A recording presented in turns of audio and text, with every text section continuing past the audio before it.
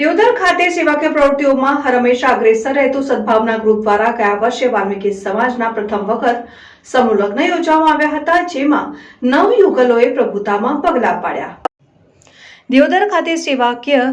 પ્રવૃત્તિઓમાં હંમેશા અગ્રેસર રહેતું સદભાવના ગ્રુપ દ્વારા ગયા વર્ષે વાલ્મીકી સમાજના પ્રથમ વખત સમૂહ લગ્ન યોજવામાં આવ્યા હતા, જેમાં નવયુગલોએ પ્રભુતામાં પગલાં પાડ્યા હતા. જોકે આ વર્ષે સદભાવના ગ્રુપ પણ વાલ્મીકી સમાજના સમૂહ લગ્નનું આયોજન કરવામાં આવ્યું હતું અને દિયોદરના આરતી કોલ્ડ સ્ટોરેજ કોટડા ખાતે ભવ્ય સમૂહ લગ્નોત્સવ યોજાયો. બીજા સમૂહ લગ્નોત્સવ કાર્યક્રમમાં વાલ્મીકી સમાજના 27 જેટલા નવયુગલોએ પ્રભુતામાં પગલાં પાડ્યા હતા અને સમૂહ લગ્નમાં પધારેલ મહાનુભાવોએ નવ દંપતીઓને લગ્ન જીવન સુખમય પસાર થાય તેના માટે આશીર્વચન પાઠવ્યા. જોકે બીજી તરફ ઉત્તર ગુજરાતનો સર્વ વાલ્મીકી સમાજ એક મંચ ઉપર જોવા મળ્યો અને વાલ્મીકી સમાજના આગેવાનોએ જણાવ્યું કે ગઈસાલ સદભાવના ગ્રુપ દ્વારા પ્રથમ વખત અમારા સમાજના સમૂહ લગ્ન લેવાયા હતા અને સતત બીજા વર્ષે પણ સદભાવના ગ્રુપ દ્વારા સમૂહ લગ્નનું આયોજન કર્યું, તે બદલ અમે સદભાવના ગ્રુપનો આભાર વ્યક્ત કરીએ છીએ. જોકે બીજી તરફ સદભાવના ગ્રુપના સક્રિય કાર્યકર્તા અને દિયોદર વિધાનસભાના પૂર્વ ધારાસભ્ય અનિલભાઈ માળીએ જણાવ્યું કે ગયા વર્ષે અમે એક સાહસ કરીને વાલ્મીકી સમાજના સમૂહ લગ્ન લીધા હતા અને જેમાં અમને વાલ્મીકી સમાજનો પણ સારો આવકારો મળ્યો. બીજા વર્ષે પણ આજે અમે એક સુંદર પ્રકારનું આયોજન કર્યું છે, જેમાં વાલ્મીકી સમાજની સાથે સાથે સર્વ સમાજના દાનવીરોનો અમને સાથ અને સહકાર મળ્યો, તે બદલ અમે સર્વનો આભાર વ્યક્ત કરીએ છીએ. કોટડા મુકામે આરતી કોલેસ્ટર ખાતે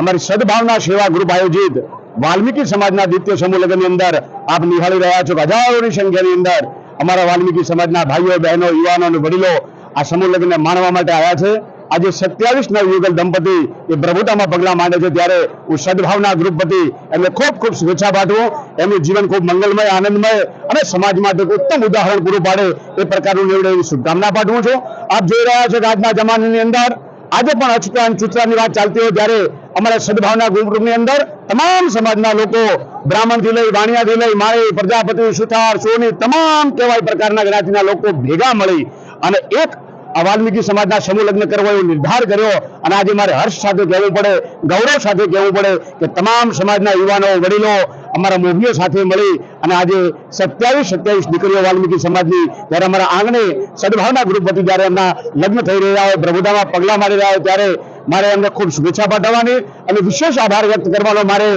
વાલ્મીકી સમાજના ટ્રસ્ટના તમામ ટ્રસ્ટીઓનો એમને ખૂબ મહેનત કરી અને આજે આજના સમૂહ લગ્નમાં સ્વયં એમને જે વ્યવસ્થા જાળવી છે એ આપ જોઈ શકો છો કે ઉત્તમ પ્રકારની વ્યવસ્થા આ સમાજ દ્વારા આજે થઈ રહી છે અને આપણને એવું લાગે કે નવું ઉદાહરણ પૂરું પાડે એ પ્રકારની વ્યવસ્થા સ્વયં એ લોકો જાળવી રહ્યા છે. ત્યારે એમને પણ ખૂબ ખૂબ અભિનંદન પાઠવું અને જે દાતાશ્રીઓએ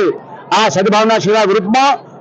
સમૂહ લગ્ન માટે દાન કર્યું છે એવા તમામ દાતાશ્રીઓને અભિનંદન પાઠવું કે એમને એમના ધનનો સદુપયોગ કર્યો છે અને કેવા સમાજ માટે આગળ આવ્યા છે. હર હંમેશ પરમાત્મા એમને ખૂબ ઉર્જાવાન, શક્તિ, ધનથી એમથી એમના ભંડાર ભરેલા રાખે અને કાયમ આવા સમાજ માટે એમના પડખે આવી અને દાન કરવાની પ્રભુ એમને શક્તિ આપે એવી પ્રાર્થના સાથે પત્રકાર મિત્રોનો પણ ખૂબ ખૂબ આભાર માનું કે અમારા આમંત્રણને માન આપી આપ સૌ આજે પધાર્યા અને આ કાર્યક્રમની અંદર શોભામાં અભિવૃદ્ધિ કરી બદલ આપ સૌનો પણ હૃદયપૂર્વક ખૂબ ખૂબ આભાર માનું. હવે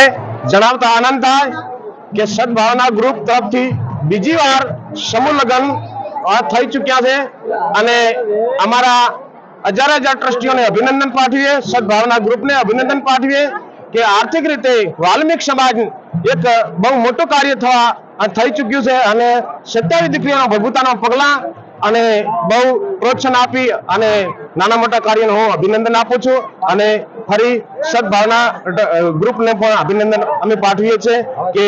અમારા બહુ સરસ કાર્ય કરી રહ્યા છે અને વિકાસના પંથે જે અમને લઈ જઈ રહ્યા છે એમને અમે ખૂબ ખૂબ અભિનંદન આપીએ છીએ વાલ્મીક સમાજ તરફથી.